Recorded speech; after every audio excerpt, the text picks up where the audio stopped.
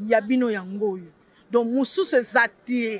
Donc boko senti bilei nango, boko découvrir ma solo belé, boko mona makambo belé donc c'est per sabino et longola bino ma souci banine. Donc si tu nabino yango. Voilà. Madame, Monsieur, merci beaucoup. Balandi Nyonso, il y a Congo Suisse Télévision, de Sakabino. Biso tozalaka toujours liste nabino sika information ezali, mako nabino sika information ezali pe liste nabino sika information ezali nengo tozalaka très attentif. Il y a kopé Sakabino ba information oizoleka na République démocratique du Congo bien entendu. Les informations politiques. Mais avant de commencer, Léonard Rosoiton et Bénété, parce que vous allez suivre l'intégralité, il y a discours, il y a président de la République démocratique du Congo, Félix Antoine Tshisekedi Tshilombo. Qu'est-ce qu'il a dit dans la 79e session? Il y a l'Assemblée générale, il y a les Nations Unies, Kuna na New York. Qu'est-ce qu'il a dit? Qu'est-ce qu'il y a de nouveau Oye Alobi? Qu'est-ce qu'il a ajouté? Est-ce que Alobi a dit déjà entendu topé alobi biloko misusu ya sika. Mais avant de commencer bolanda yango na pesimbote mingi na balandi nyonso ya Congo Suisse Télévision parce que vous avez toujours wana pona kolanda biso bobo sanate bo liker la vidéo. Vous partagez vidéo, en tout cas, n'oubliez pas la cloche des notifications pour ne rien rater comme activité prochaine na chaîne Nabino. En tout cas, ça nous fera énormément plaisir.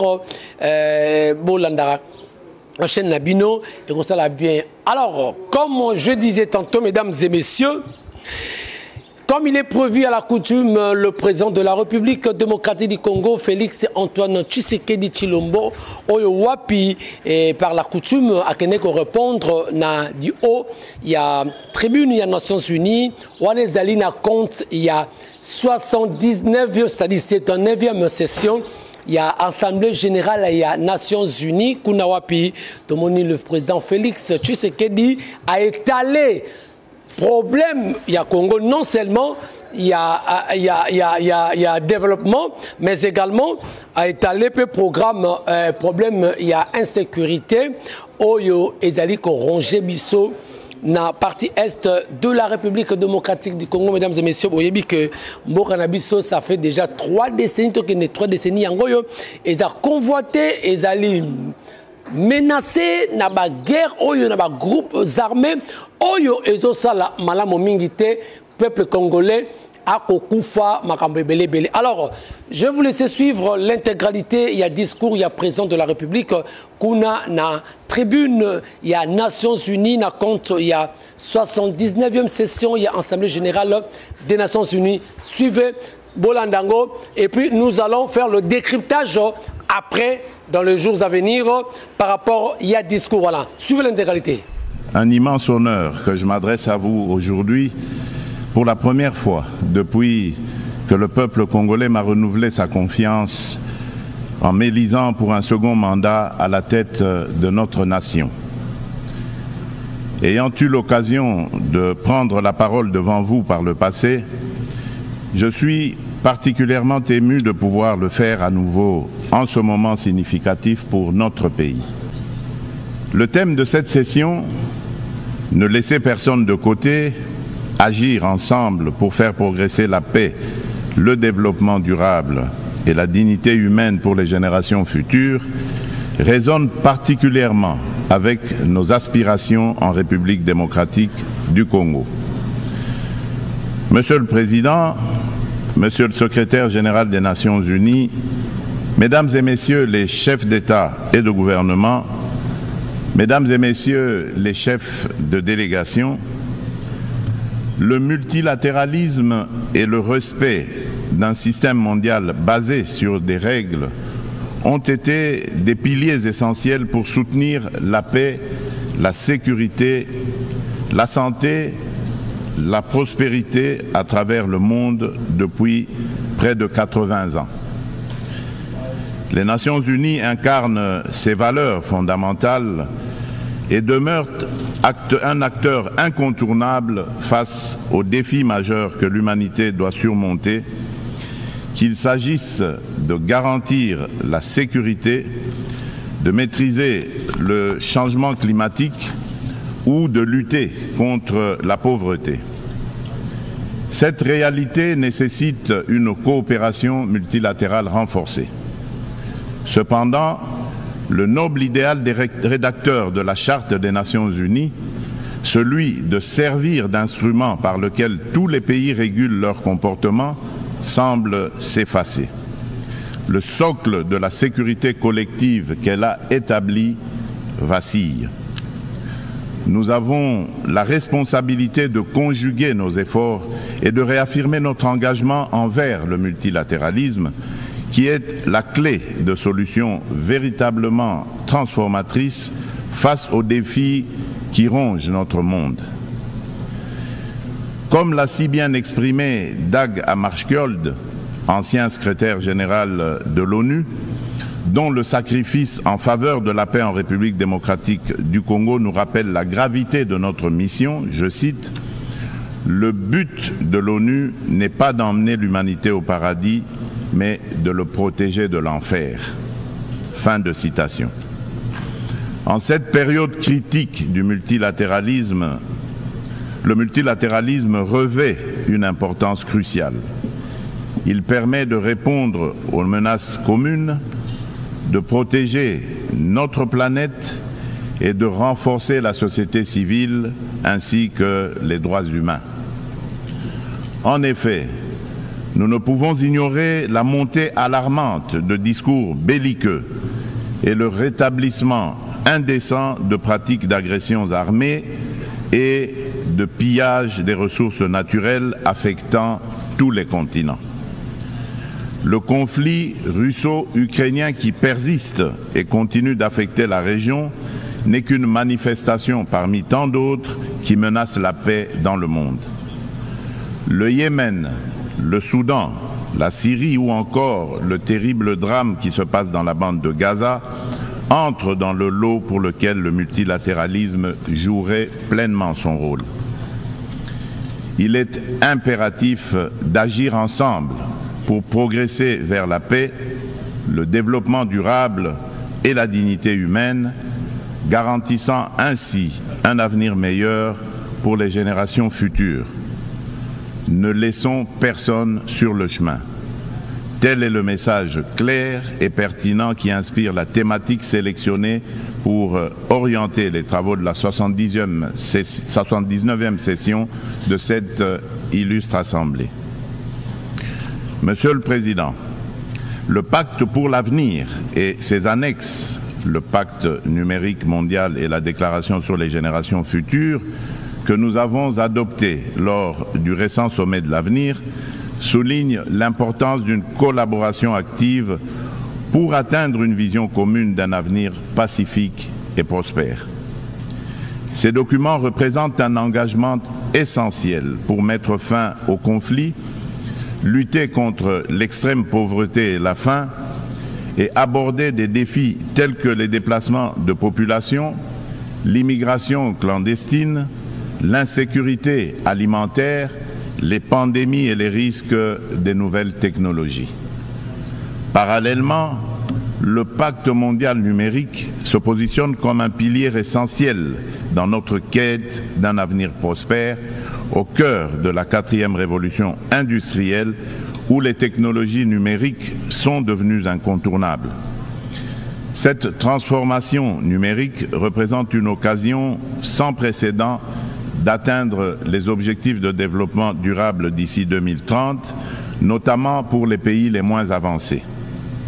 Elle vise à réduire la fracture numérique et à intégrer les populations non connectées dans des services digitaux à fort impact social.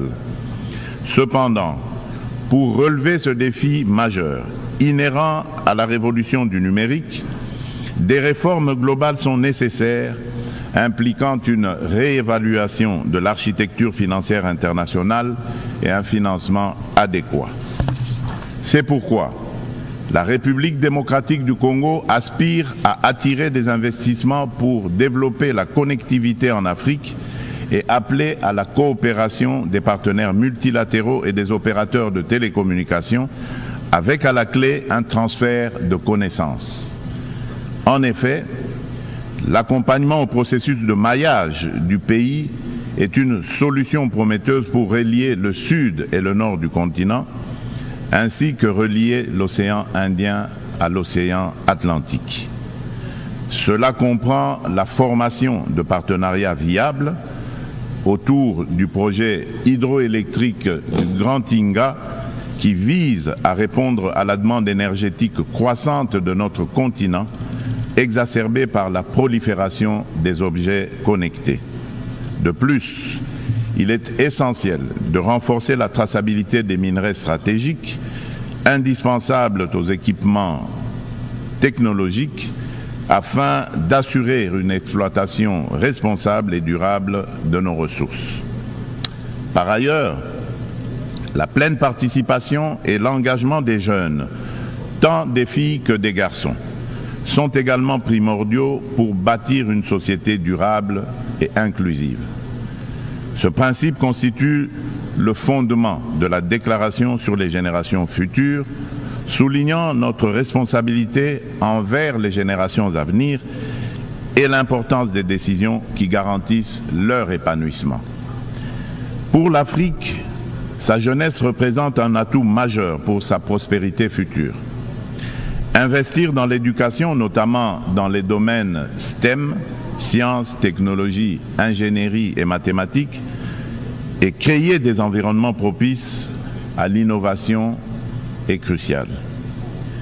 Il est essentiel de remédier à la déconnexion entre une population jeune en forte croissance et le marché de l'emploi en fournissant les compétences nécessaires à leur intégration.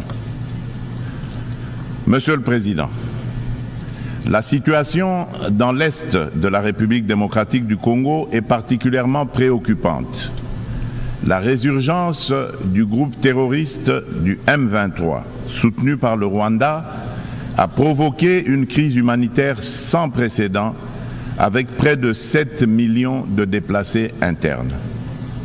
Cette agression constitue une violation majeure de notre souveraineté nationale. Nous appelons la communauté internationale à condamner fermement ces actes et à imposer des sanctions ciblées contre le Rwanda pour son rôle déstabilisateur et néfaste. Nous exigeons le retrait immédiat et inconditionnel des troupes rwandaises de notre territoire. Bien que les récentes initiatives diplomatiques telles que les pourparlers de Luanda soient encourageantes, elles ne doivent aucunement occulter l'urgence de cette action essentielle. La République démocratique du Congo s'engage activement à établir une paix durable dans l'Est du pays et à promouvoir le développement économique ainsi que le bien-être social des communautés meurtries par ce conflit armé. Elle ne ferme cependant pas la porte à toute opportunité qui l'amènera à cette paix tout en n'aliénant pas sa souveraineté, encore moins son intégrité territoriale. Dans cette optique, elle est résolument engagée dans la mise en œuvre de la feuille de route adoptée dans le cadre du processus de Luanda, que je soutiens fermement, qui promeut un dialogue de haut niveau visant à restaurer la confiance entre la République démocratique du Congo et le Rwanda, tout en minimisant le risque de crise sécuritaire actuelle, que la crise sécuritaire actuelle ne dégénère en conflit régional. En outre, mon pays demeure ouvert à toute autre initiative de nos partenaires qui concourrait à l'atteinte de cet objectif noble de paix. La République démocratique du Congo réaffirme sa ferme volonté de garantir une paix durable. Sous mon impulsion, nous sommes résolus à poursuivre la mise en œuvre du programme de désarmement, démobilisation, relèvement communautaire et stabilisation, le PDDRCS en sigle, clé de notre stratégie nationale pour désarmer, démobiliser et réintégrer les combattants en leur offrant des perspectives économiques viables et durables, tout en stabilisant les zones touchées par les conflits. En assurant une transition post-MONUSCO, nous priorisons essentiellement le rapatriement des combattants étrangers. Le PDDRCS est un levier crucial pour la paix en République démocratique du Congo et j'invite nos partenaires et amis à le soutenir. Par ailleurs, des milliers de victimes du génocide pour des gains économiques en République démocratique du Congo, en abrégé Génocost, continuent de subir les conséquences dévastatrices d'un passé marqué par la violence et l'impunité. Reconnaître et traiter les effets de cette stratégie est crucial pour favoriser le rétablissement et la reconstruction des communautés touchées. Au-delà de l'aide humanitaire immédiate, une approche à long terme, centrée sur la justice, la réconciliation et le développement durable est essentielle pour permettre aux victimes de se reconstruire et de retrouver une vie digne. C'est pourquoi le gouvernement de la République démocratique du Congo a décidé d'institutionnaliser la journée du 2 août, journée du Génocost, dédiée aux victimes des crimes odieux perpétrés par des rebelles soutenus par des multinationales et des États de la région. Cette journée incarne une communion nationale permettant de confronter un passé douloureux pour aller de l'avant. Elle est essentielle pour renforcer la conscience historique de notre pays et affirmer la détermination de la nation à prévenir la répétition de telles barbaries. Monsieur le Président, le terrorisme constitue une menace sérieuse pour la paix et la sécurité internationale, touchant toutes les régions du monde. Après avoir sévi en Asie, en Europe occidentale et en Amérique du Nord, ce fléau semble désormais s'enraciner en Afrique. En tant que membre de la coalition mondiale contre l'État islamique, la République démocratique du Congo exhorte les Nations unies à intensifier leurs actions pour mettre en œuvre les recommandations de cette organisation, notamment dans le cadre du processus d'Aqaba. Le terrorisme qui sévit dans l'est de notre pays est étroitement lié au pillage et à l'exploitation illégale de nos ressources naturelles. Ces activités criminelles alimentent l'insécurité et financent les groupes armés, exacerbant les conflits dans la région des Grands Lacs. Par conséquent, il est impératif que les Nations unies envisagent des sanctions sévères contre les acteurs responsables de ces crimes économiques afin de briser ce cercle vicieux et de favoriser la paix, le développement durable et la dignité humaine pour les futures générations. Monsieur le Président, selon le dernier rapport d'examen national volontaire des objectifs de développement durable, la République démocratique du Congo a réalisé des avancées significatives vers plusieurs cibles des ODD grâce à des réformes et interventions majeures.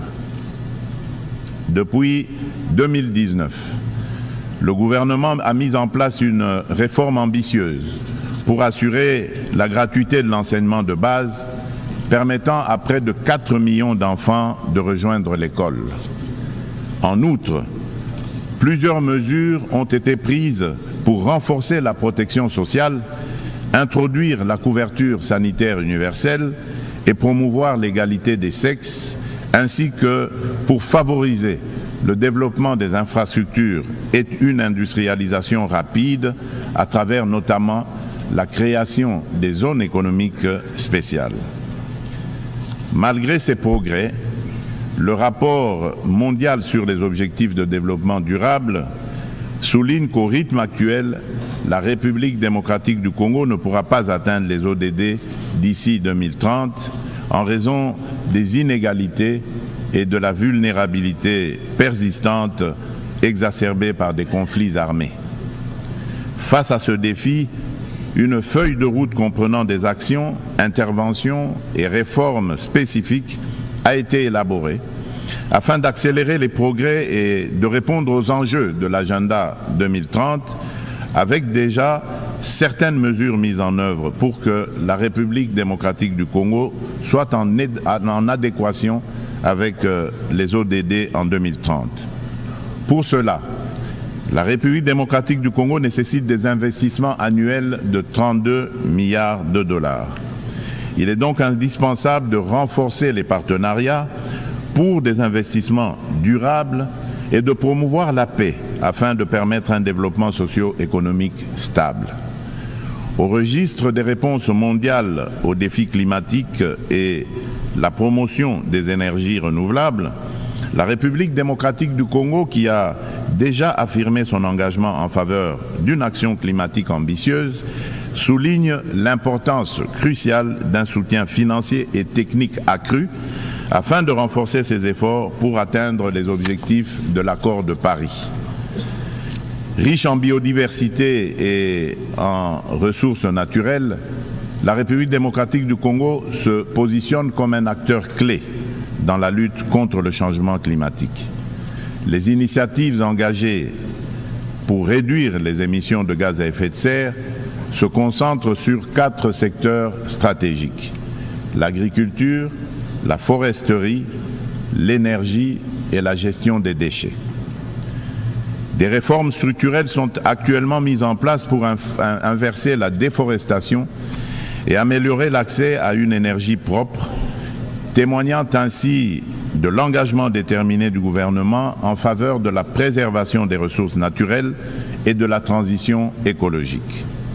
Concernant la valorisation des forêts tropicales, un tournant majeur a été franchi à Bali en novembre 2022, en Indonésie, avec l'adoption de la déclaration conjointe sur la coopération autour de la forêt tropicale et l'action climatique signée par le Brésil, l'Indonésie et la République démocratique du Congo. Cette avancée témoigne d'une volonté politique collective d'utiliser les forêts comme levier pour un développement durable. L'Alliance trilatérale pour la coopération sur les forêts tropicales, créée à cette occasion, constituera un cadre pour relever les défis liés à la biodiversité et proposera des solutions pour les marchés de crédit carbone, tout en veillant au respect des droits des peuples autochtones.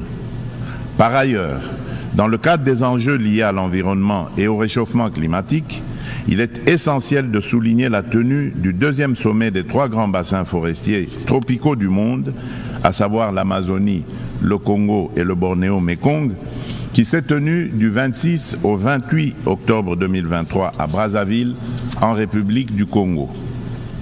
Cette initiative africaine, portée par le président Denis Sassou Nguesso, vise à mettre en œuvre, dans le cadre de la décennie des Nations Unies pour la restauration des écosystèmes, la première coalition mondiale dédiée à la restauration de 350 millions d'hectares d'écosystèmes terrestres et aquatiques. Ces forêts constituent un rempart indispensable contre le changement climatique. Face à des problèmes clairement identifiés et à des solutions à portée de main, il est crucial d'agir de manière concrète. Les bassins amazoniens, congolais et de Bornéo-Mékong abritent plus de 80% des forêts tropicales et jouent un rôle crucial dans la lutte contre le changement climatique, tout en fournissant des services écosystémiques vitaux. Il est donc impératif que l'amélioration des conditions socio-économiques des communautés locales qui jouent un rôle clé dans la préservation de ces forêts soit placée au centre des priorités de la gouvernance mondiale. Pour sa part, la République démocratique du Congo met en place des instruments juridiques et des dispositifs institutionnels visant à renforcer sa position sur le marché mondial du carbone, tout en restant ouverte à des partenariats en conformité avec l'accord de Paris et ses lois internes. La prise de conscience croissante des défis liés à l'instabilité climatique et à l'épuisement des ressources naturelles, souvent à l'origine de conflits armés, souligne l'urgence d'agir sur ces problématiques. Il est donc primordial de reconnaître le lien entre changement climatique, dégradation environnementale et sécurité afin de favoriser des actions proactives qui atténuent ces risques par le biais de pratiques durables. À cet égard, nous appelons le Conseil de sécurité à établir des mécanismes internationaux intégrant les questions de sécurité climatique dans leurs discussions. Monsieur le Président, face à un défi énergétique majeur, le monde fait face à un défi énergétique majeur. Les systèmes basés sur les combustibles fossiles sont responsables d'importantes émissions de gaz à effet de serre, exacerbant le changement climatique. Sans efforts concertés pour promouvoir les énergies renouvelables, nous risquerions de faire face à davantage de crises, telles que des conditions météorologiques extrêmes et des conflits liés aux ressources naturelles, comme nous l'observons déjà. La République démocratique du Congo dispose de ressources abondantes, y compris des minéraux essentiels tels que le cobalt, le lithium, le nickel et le graphite, pour ne citer que ceux-là, qui peuvent faciliter une transition énergétique durable. Nous appelons à la coopération internationale pour développer les technologies et infrastructures nécessaires. Notre vision est de transformer l'exploitation de nos ressources en levier pour un développement durable et inclusif, tout en améliorant l'éducation, la santé et les infrastructures. L'inclusion sociale est au centre de notre stratégie, garantissant une répartition équitable des bénéfices du progrès. En nous investissant dans la lutte contre le changement climatique et en contribuant aux objectifs de développement durable, la République démocratique du Congo est prête à jouer un rôle clé dans la transformation des systèmes énergétiques mondiaux. Ensemble, nous pouvons bâtir un avenir où l'énergie est propre, durable et accessible à tous. Monsieur le Président, j'aimerais également aborder la question cruciale de la parité homme-femme. Bien que la participation égale des femmes et des hommes à la vie politique soit internationalement reconnue, il subsiste dans la pratique un fossé entre l'égalité juridique et la réalité dans l'exercice du pouvoir. Les préoccupations des femmes méritent d'être intégrées dans les décisions majeures qui touchent notre société. En République démocratique du Congo, nous sommes déterminés à changer les mentalités pour surmonter les barrières sociétales qui freinent l'épanouissement des femmes. Il est essentiel d'impliquer les hommes dans ce processus afin de transformer la dynamique sociale et de valoriser leur rôle dans le succès des femmes. Au niveau national, la Constitution congolaise consacre la parité. Aussi, le gouvernement a mis en place une stratégie de lutte contre les violences basées sur le genre, axée sur la prévention, la protection et la réparation des victimes. Cette stratégie se traduit par le Fonds national de réparation pour les victimes des violences sexuelles liées au conflit et de crimes contre la paix et la sécurité de l'humanité, en abrégé le FONAREV. La législation en cours vise à garantir cette protection. Il convient de souligner les progrès significatifs réalisés en matière de participation des femmes à la prise de décision, avec la nomination pour la première fois dans notre histoire d'une femme comme première ministre et chef du gouvernement.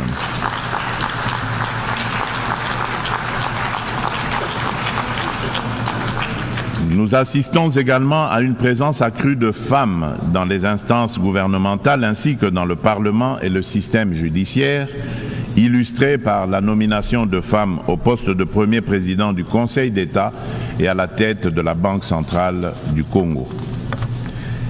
Monsieur le Président de l'Assemblée générale des Nations unies, Monsieur le Secrétaire général des Nations unies, Mesdames et Messieurs les chefs d'État et de gouvernement, Mesdames et Messieurs les chefs de délégation, Monsieur le Président, dans cet élan de progrès Il est impératif que la communauté internationale, sous l'égide des Nations Unies, continue d'accompagner ces dynamiques en se réinventant face aux défis du monde actuel.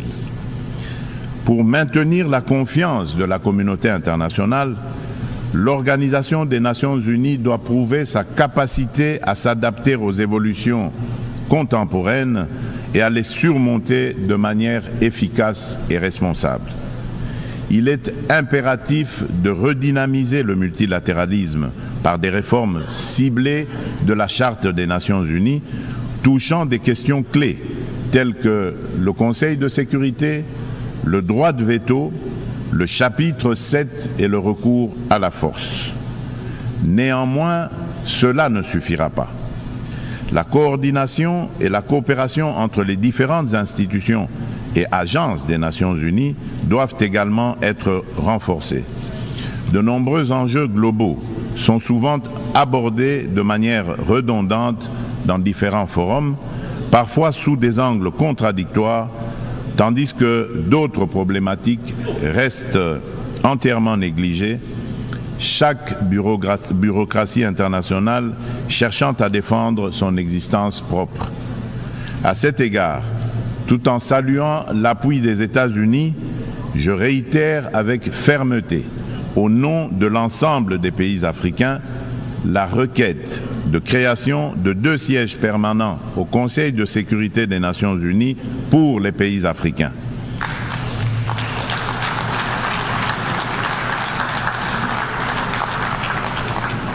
En tant que principal décideur au sein de l'ONU, cet organe doit intégrer des représentants africains parmi ses membres permanents avec toutes les prérogatives leur reconnues, notamment le droit de veto pour garantir une juste représentation géographique.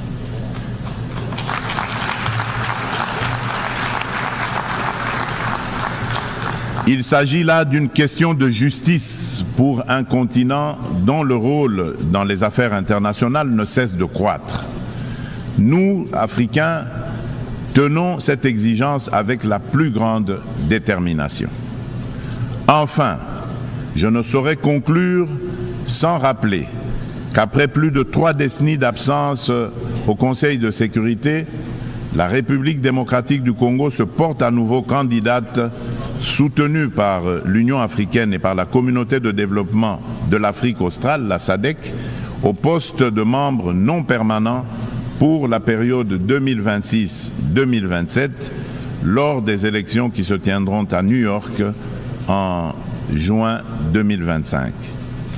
La République démocratique du Congo a déjà occupé cette fonction entre 1982 et 1983, 1990 et 1991, période durant lesquelles elle a œuvré pour la promotion de la paix, de la sécurité et de la stabilité en Afrique et dans le monde. Une fois élue, la République démocratique du Congo entend jouer un rôle proactif au sein du Conseil de sécurité, participant à la revitalisation de la Charte des Nations Unies et contribuant de manière constructive aux débats et aux actions qui en découlent. Mon pays sollicite donc le soutien de tous les États membres en vue de son élection. En ces temps où le multilatéralisme est mis à l'épreuve, la République démocratique du Congo réaffirme son engagement indéfectible envers la communauté internationale, prête à assumer avec honneur et responsabilité la mission de forger un avenir où la coopération et la paix prévalent sur le conflit et la division. Nelson Mandela a dit, je cite, « Aucun de nous agissant seul ne peut atteindre le succès ». Fin de citation. Ainsi, nous tendons la main à chacun de vous, partenaires de longue date et nouveaux alliés, pour écrire ensemble ce chapitre crucial de notre histoire collective. Ensemble, faisons de notre monde un lieu où chaque nation, grande ou petite, peut prospérer dans la dignité et dans la sécurité. Je vous remercie. ya bino yango oyo donc mosusu eza te